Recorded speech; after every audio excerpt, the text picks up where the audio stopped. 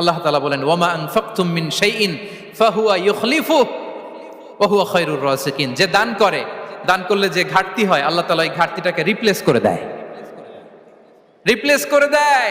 বিষ্ণু ইসা ইসলাম বলেছেন মা নাকাসা মালু আবদিন মিন সাদাকা। চ্যারিটি করলে, দান করলে আল্লাহ তার সম্পদ কখনো কমায় না। প্রতিদিন সকালবেলা দুজন ফেরেশতা নেমে বলতে থাকে আল্লাহুম্মা আ'তি মুনফিকান খালাফা, আল্লাহুম্মা আ'তি মুমসিকান চালাফা।